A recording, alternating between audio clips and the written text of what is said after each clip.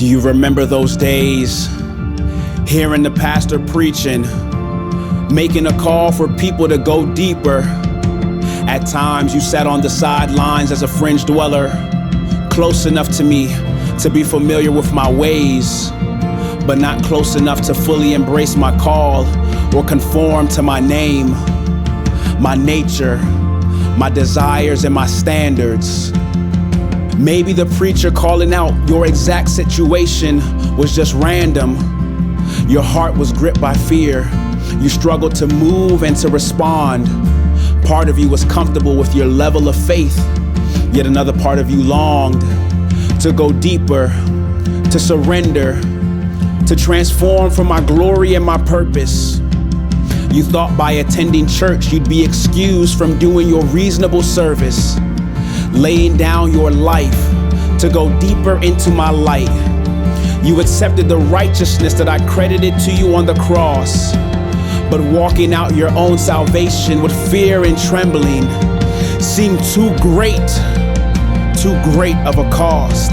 I surrender. Oh, I surrender.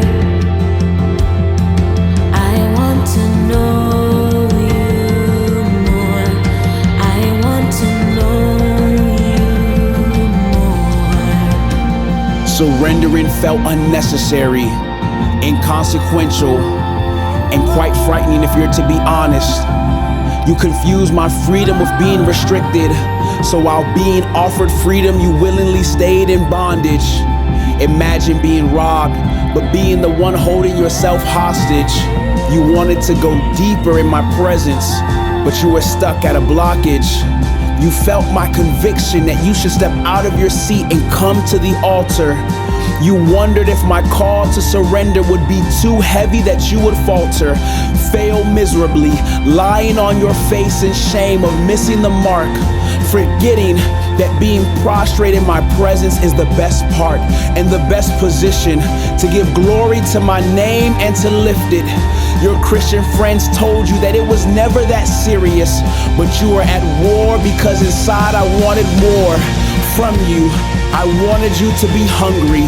I wanted you to be curious. Divided in your soul, you wanted to walk by faith while still being in control. But every time you refused to let go, you held on to a broken version of yourself, never to be made whole. You tried to fit into the world, pretending to be less spiritual. At times I found it hysterical that I would die for you, but you'd be afraid to live for me. But I believe that you will outgrow these days of immaturity, no longer taking my grace for granted, but truly serving me, maturing in me, learning to be obedient even when it's inconvenient, learning how to stand even when my plan you don't understand, maturing in me, embracing my will in spite of your emotions, dying to yourself, the true meaning of devotion. Like a rushing wind, Jesus breathes within. Lord, have your way. Lord, have your way in me. Like a mighty storm, stir within my soul. Lord, have your way. Lord, have your way in me. Lord, have your way. Lord, have your way in me.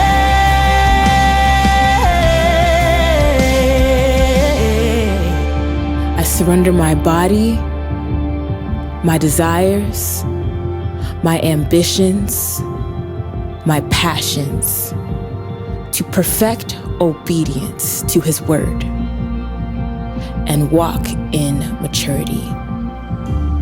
I am crucified with Christ.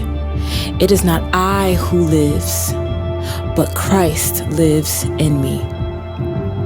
And the life I now live, I live by faith in the Son of God, who loved me and gave Himself for me.